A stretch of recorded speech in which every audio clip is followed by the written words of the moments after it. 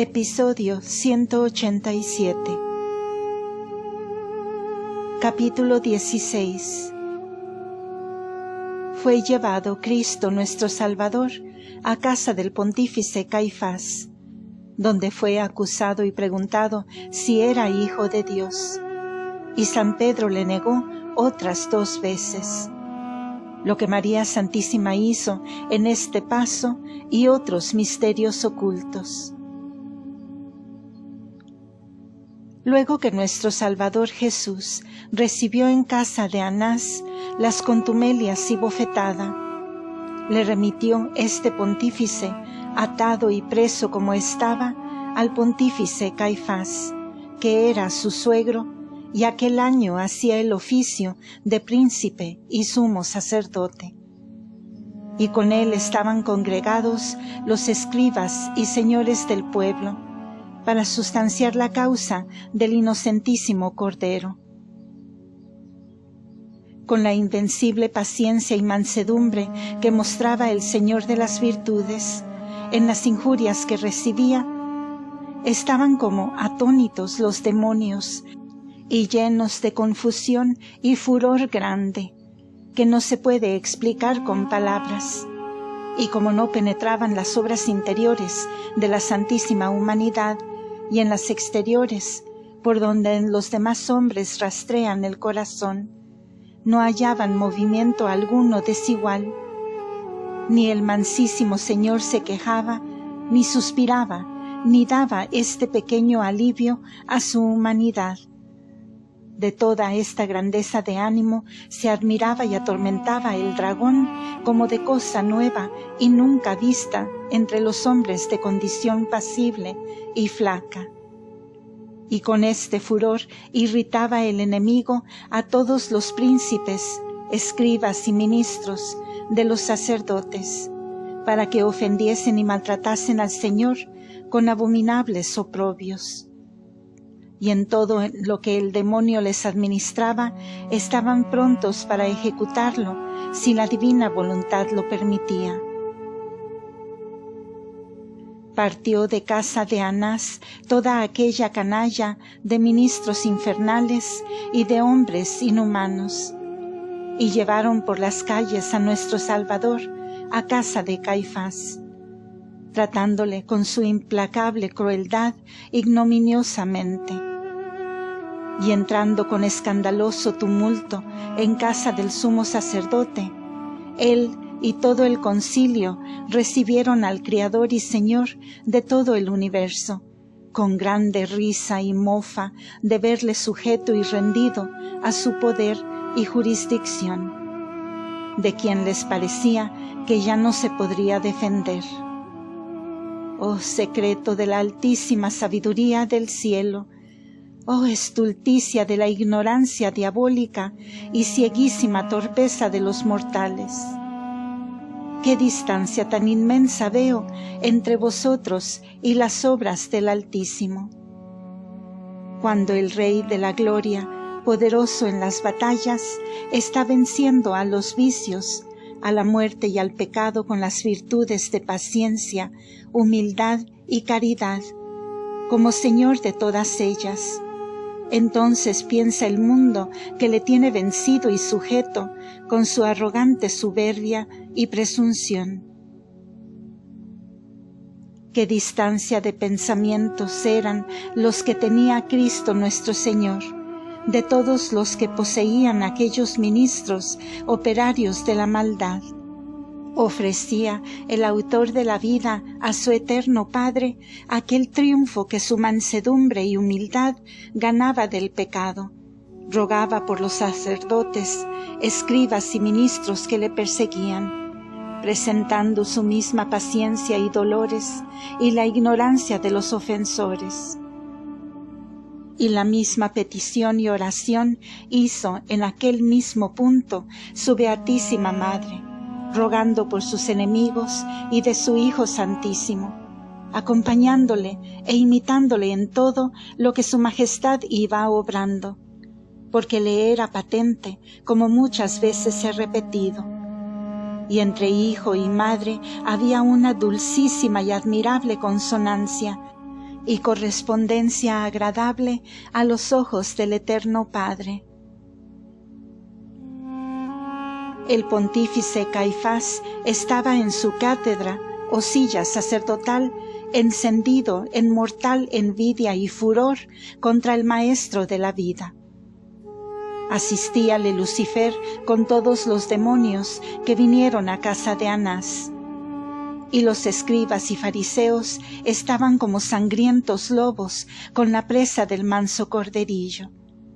Y todos juntos se alegraban como lo hace el envidioso cuando ve deshecho y confundido a quien se le adelanta.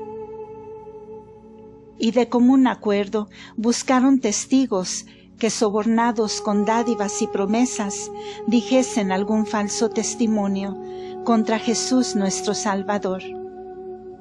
Vinieron los que estaban prevenidos, y los testimonios que dijeron ni convenían entre sí mismos, ni menos podían ajustarse con el que por naturaleza era la misma inocencia y santidad.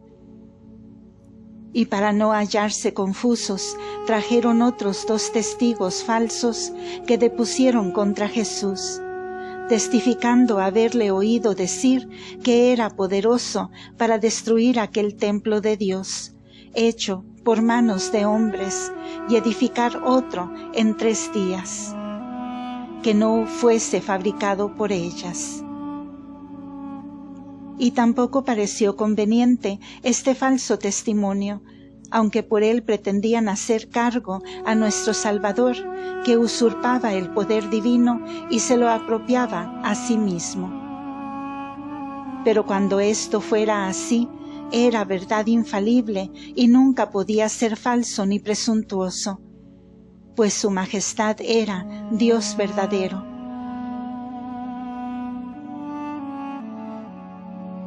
Pero el testimonio era falso, porque no había dicho el Señor las palabras como los testigos las referían, entendiéndolas del templo material de Dios, y lo que había dicho en cierta ocasión, que expelió del templo a los compradores y vendedores. Preguntándole ellos en qué virtud lo hacía, respondió, y fue decirles que desatasen aquel templo, entendiendo el de su santísima humanidad, y que al 3er día resucitaría, como lo hizo en testimonio de su poder divino. No respondió nuestro Salvador Jesús palabra alguna a aquellas todas las calumnias y falsedades que contra su inocencia testificaban. Y viendo Caifás el silencio y paciencia del Señor, se levantó de la silla y le dijo: ¿Cómo no respondes a lo que tantos testifican contra ti? Tampoco esa pregunta respondió su majestad, porque Caifás y los demás no solo estaban indispuestos para darle crédito, pero su duplicado intento era que respondiese el Señor alguna razón que le pudiesen calumniar, para satisfacer al pueblo en lo que intentaban contra el Señor, y que no conociese le condenaban a muerte sin justa causa. Con este humilde silencio de Cristo nuestro Señor, que podía ablandar el corazón del mal sacerdote, enfurecióse mucho más, porque se le frustraba su malicia.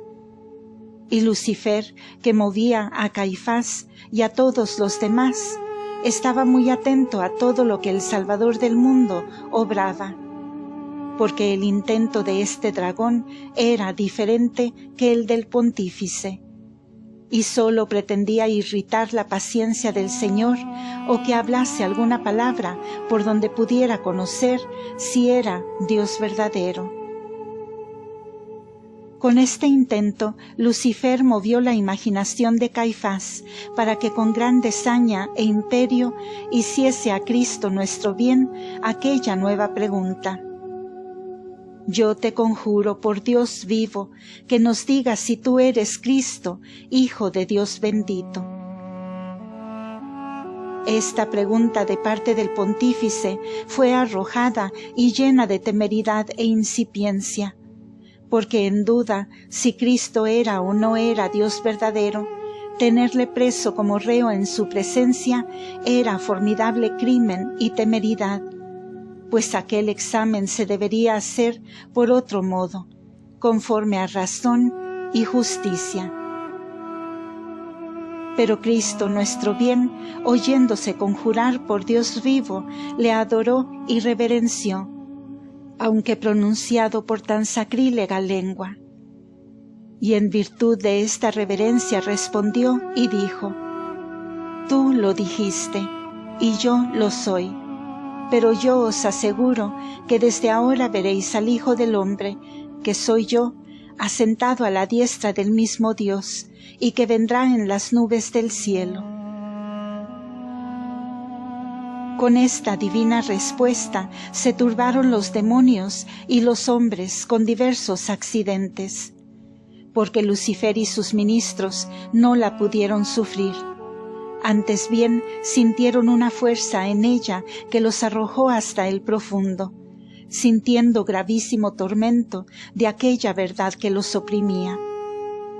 Y no se atreviera a volver a la presencia de Cristo nuestro Salvador, si no dispusiera su altísima providencia que Lucifer volviera a dudar si aquel hombre Cristo había dicho verdad o no la había dicho, para librarse de los judíos.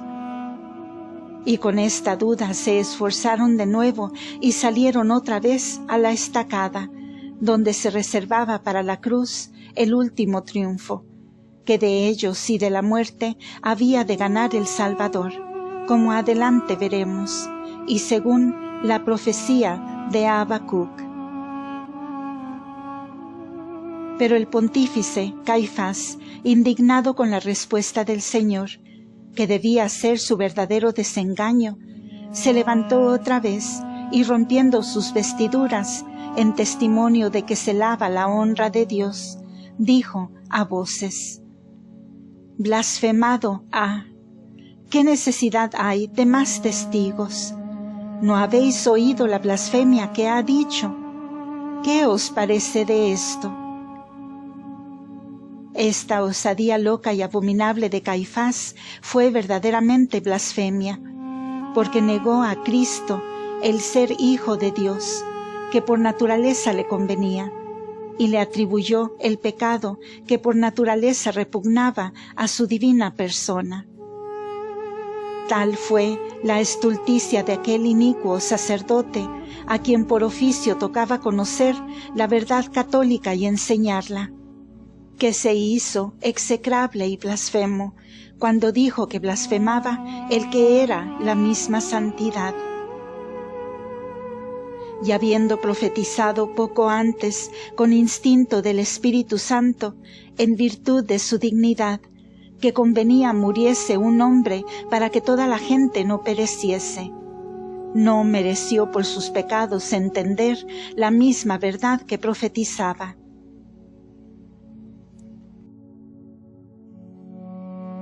Pero como el ejemplo y juicio de los príncipes y prelados es tan poderoso para mover a los inferiores y al pueblo, inclinado a la lisonja y adulación de los poderosos, todo aquel concilio de maldad se irritó contra el Salvador Jesús, y respondiendo a Caifás, dijeron en altas voces: Digno es de muerte, muera, muera.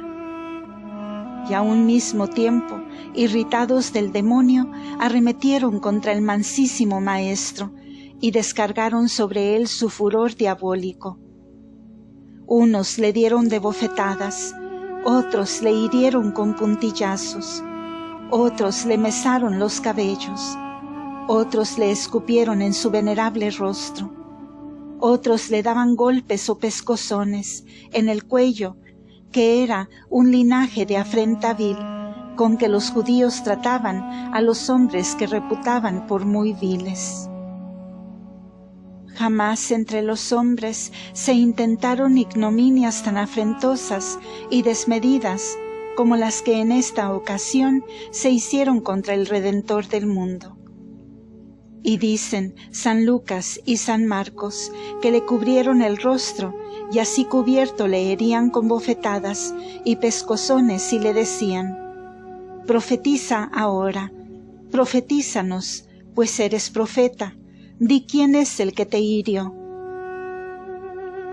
La causa de cubrirle el rostro fue misteriosa, porque del júbilo con que nuestro Salvador padecía aquellos oprobios y blasfemias, como luego diré, le redundó en su venerable rostro una hermosura y resplandor extraordinario, que a todos aquellos operarios de maldad los llenó de admiración y confusión muy penosa, y para disimularla atribuyeron aquel resplandor a hechicería y arte mágica, y tomaron por arbitrio cubrirle al Señor la cara con paño inmundo, como indignos de mirarla, y porque aquella luz divina los atormentaba y debilitaba las fuerzas de su diabólica indignación. Todas estas afrentas, baldones y abominables oprobios que padecía el Salvador, los miraba y sentía su Santísima Madre, con el dolor de los golpes y de las heridas en las mismas partes, y al mismo tiempo que nuestro Redentor las recibía. Solo había diferencia que en Cristo nuestro Señor los dolores eran causados de los golpes y tormentos que le daban los verdugos, y en su Madre Purísima los obraba la mano del Altísimo por voluntad de la misma Señora. Y aunque naturalmente con la fuerza de los dolores y angustias interiores llegaba a querer desfallecer la vida, pero luego era confortada con la virtud divina para continuar en el padecer con su amado Hijo y Señor. Las obras interiores que el Salvador hacía en esta ocasión de tan inhumanas y nuevas afrentas no pueden caer debajo de razones y capacidad humana.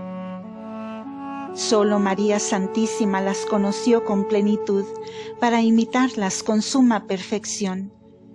Pero como el Divino Maestro, en la escuela de la experiencia de sus dolores, iba deprendiendo la compasión de los que habían de imitarle y seguir su doctrina, convirtióse más a santificarlos y bendecirlos en la misma ocasión que con su ejemplo les enseñaba el camino estrecho de la perfección.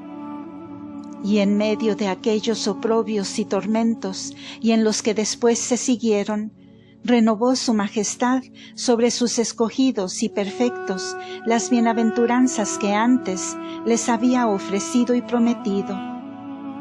Miró a los pobres de espíritu, que en esta virtud le habían de imitar, y dijo: «Bienaventurados seréis en vuestra desnudez de las cosas terrenas, porque con mi pasión y muerte he de vincular el reino de los cielos como posesión segura y cierta de la pobreza voluntaria.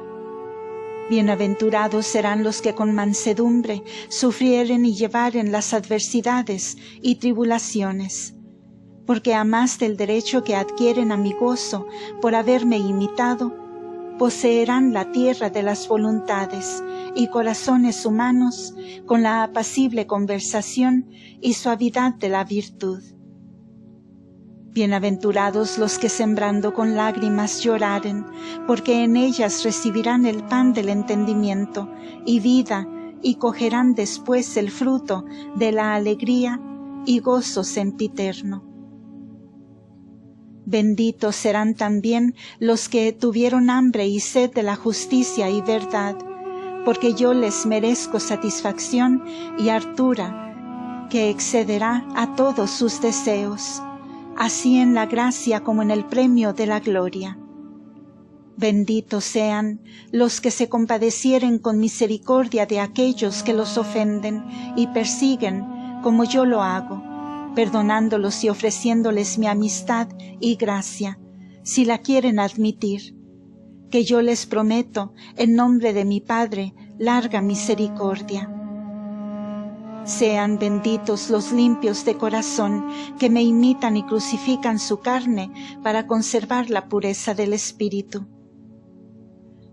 Yo les prometo la visión de paz y que lleguen a la de mi divinidad por mi semejanza y participación. Benditos sean los pacíficos, que sin buscar su derecho no resisten a los malos y los reciben con corazón sencillo y quieto sin venganza.